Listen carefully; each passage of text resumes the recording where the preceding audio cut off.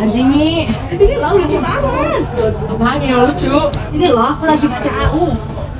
Alternative Universe. Oh, biasa aja kali cerita doang. Gak bisa. Aku ikutan salting. Walaupun aku cuma baca nggak ngerasain, ya aku ikut senang. Waktu sering baca, tapi aku nggak suka kamu. Berdasarkan cuplikan tersebut, terdapat perbedaan reaksi antara siswa laki-laki dan siswa perempuan dalam memahami dan merasakan apa yang bahkan ia tidak rasakan secara langsung. Mengapa bisa seperti itu? Assalamualaikum warahmatullahi wabarakatuh. Perkenalkan, nama saya Raisya Kilahana dan saya Salwa Farhana. Kami dari SMA Negeri 1 Palembang. Pada video ini, kami akan mempresentasikan hasil penelitian kami yang berjudul Pengaruh Gaya Belajar Visual Terhadap Empati Melalui Alternative Universe pada murid SMA Negeri 1 Palembang. Tujuan dari penelitian kami adalah membuktikan pengaruh gaya belajar visual terhadap empati melalui Alternative Universe pada murid SMA Negeri 1 Palembang. Gaya belajar visual adalah metode belajar yang cenderung menggunakan indera penglihatan dalam menyerap dan mengelola informasi, di mana gaya belajar ini berkorelasi dengan perilaku yang memengaruhi emosional seseorang terhadap orang lain, yakni empati. Empati adalah perilaku memahami dan turut merasakan keadaan orang lain sehingga menimbulkan rasa belas kasih. Empati digolongkan menjadi dua jenis, yaitu empati kognitif yang berarti memahami keadaan orang lain, serta empati afektif yang berarti memahami dan turut merasakan keadaan orang lain.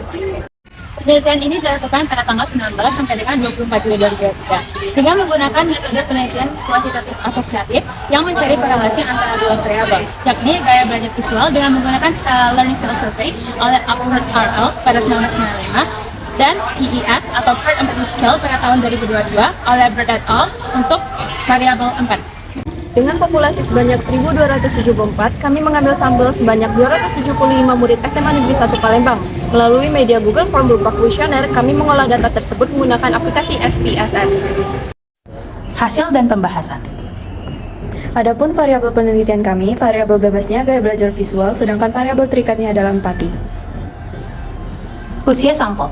Mayoritas sampel berusia 15 tahun sebanyak 38,5%, yakni 106 orang. Sedangkan mayoritas usia kedua ialah 16 tahun sebanyak 32%, yakni 88 orang.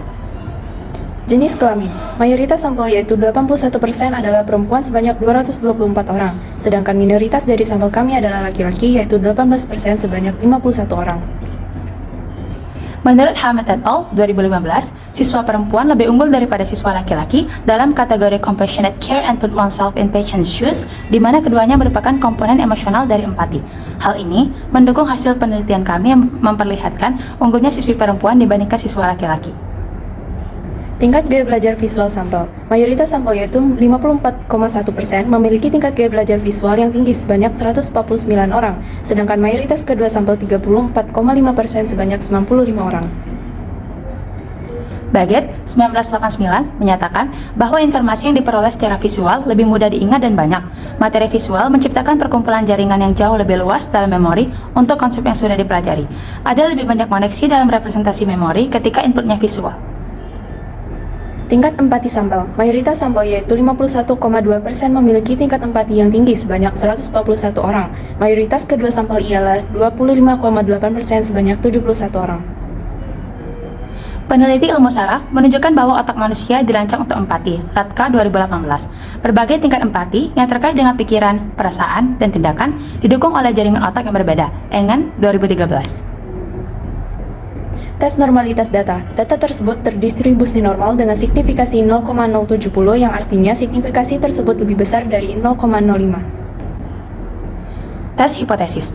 Terdapat signifikasi sebesar 0,00 yang berarti kami menemukan hasil yang positif sebesar 0,655. Artinya, semakin tinggi seseorang menerapkan gaya belajar visual, semakin tinggi pula empati yang dimilikinya. Kita membentuk gambar di mind's eye dan mencoba mengkonseptualisasikan kemungkinan atau hasil yang dapat dicapai.